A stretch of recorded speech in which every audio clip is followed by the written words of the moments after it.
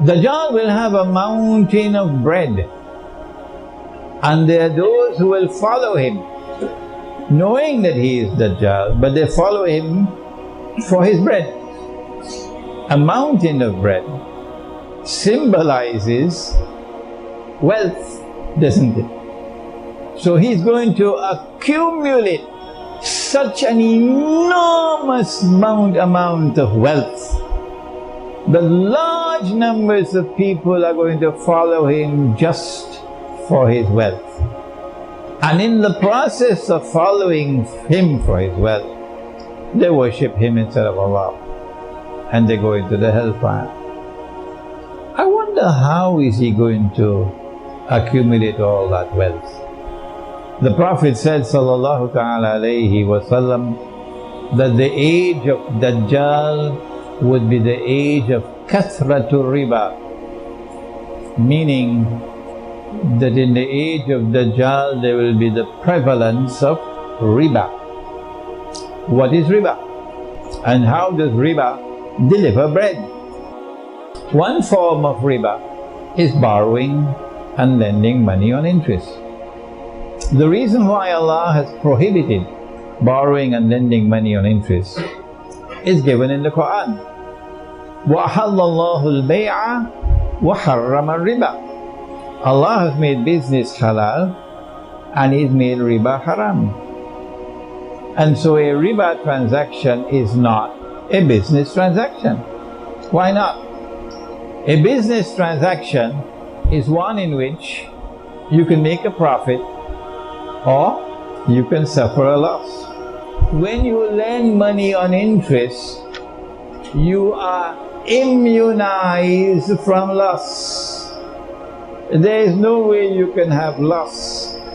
If there is a chance of loss, then there is a sister of riba called insurance to cover that loss.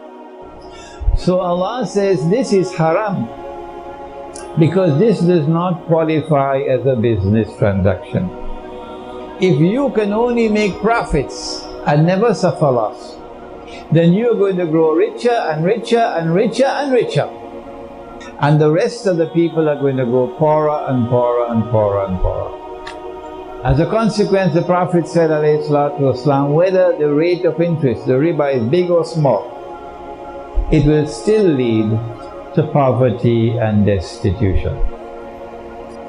So Dajjal is able to do this not only with individuals, but with whole countries. A whole country will be bled to death. There's a book that I like to recommend to you to read by John Perkins, entitled Confessions of an Economic Hitman. Let me see your hands, all those who read that book. So take a note of it, and you see Dajjal at work in lending money and interest to enslave entire countries. And that's how he gets his mountain of bread, and it's constantly increasing. And then Dajjal has another means, also riba, through which to get more bread. What he does is that he replaces real money, dinar and dirham, which is in the Quran, which is in the Sunnah, which is money which has its value inside the money. He takes that out of the market. He uses the International Monetary Fund to make it haram, to use gold as money. And if you make haram what Allah made halal, that is called shirk. That's what the IMF have done. And after Dajjal took the dinar and dirham out of the market, he then replaced it with bogus and fraudulent and utterly haram paper currencies.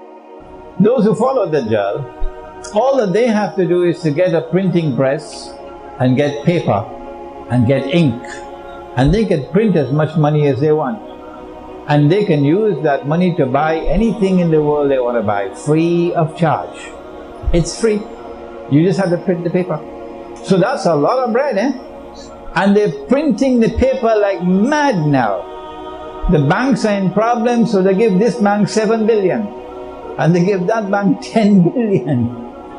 But when we print paper, we have the same printing press, the same paper, this same ink, because we buy it from them, you know.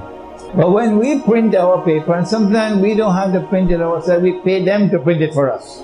And they print it for us and they send it to us. But when we take this paper to Manhattan, we cannot buy even a cup of coffee with it. It makes us look like a bunch of donkeys. The Dajjal has given us a monetary system which is unjust and is ripping us off. And so his mountain of bread is constantly increasing. Who is to be blamed for this? Answer: the one-eyed people who have eyes and yet cannot see. Amongst them, who have the greatest blame of all? Answer: the scholars of Islam. The scholars of Islam have failed miserably, colossally. And that is why we are in the mess in which we are now. And because I speak these words, there are so many masajid, they don't want Imran Hosein.